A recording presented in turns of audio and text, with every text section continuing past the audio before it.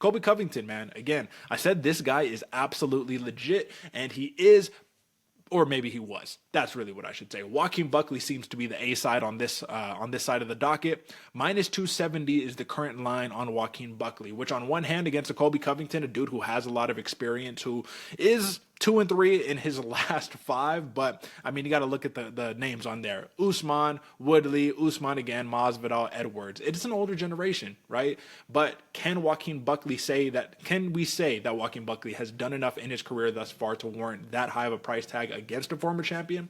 Some would say yes, and I'm actually going to argue on that camp right there. So one of the things that I want to talk about from a stylistic perspective right here is that Colby Covington is known for his pace, but if you look in his last fight against Leon Edwards, kind of weird because some people would say he just had an off night, other people would say he doesn't quite have it anymore. I would say in this matchup that I'm hypothetically playing out against Joaquin Buckley, he needs to earn respect here in order to be able to initiate and grab and secure that takedown. Now, what do we see? Joaquin Buckley versus Nursultan Ruziboyev, or Vicente Luque, or Alex Morono, or Andre Fialho.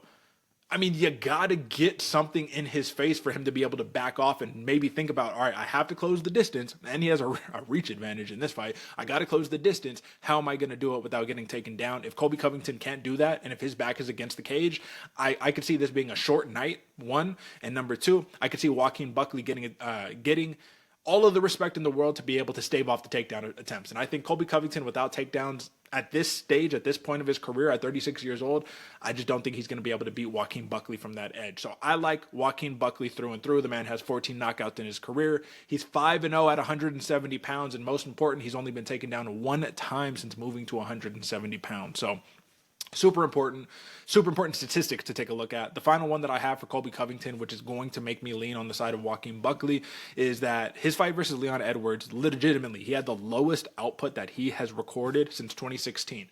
He had 44 strikes. He threw 2016 against Max Griffin back in 2016, and that was a dub right there. So 44 strikes isn't going to cut it against Joaquin Buckley. You need a high pace, or you need to hold him down. Low strikes, but hold him down. And if you don't have takedowns, like I said, Joaquin Buckley is absolutely going to be the play. So all we're going to be really discussing right here is I like Joaquin Buckley through and through at minus 270. That is a price tag that I would be willing to pay, but I also think that it's going to be much more value if you do parlay that with something else that's going to get you a little bit of a better return. You can even go ahead and parlay him with like Vitor Petrino for an example, but we'll talk about that in a moment. So last note on it before we move on, because this is the main event. This is the moneymaker event right here. Buckley has to make the most out of the knockout power early, man. If this thing does drag on and he's not able to garner that respect for Colby Covington, lets Colby Covington kind of walk him down. We saw Colby Covington turned on, right? He kind of came alive in rounds 4 and 5 against Leon Edwards. This is a 5-round bout. We got to see what happens early to determine what happens late right there. So my play, the official play right here, is Joaquin Buckley minus 270 if you're tailing me.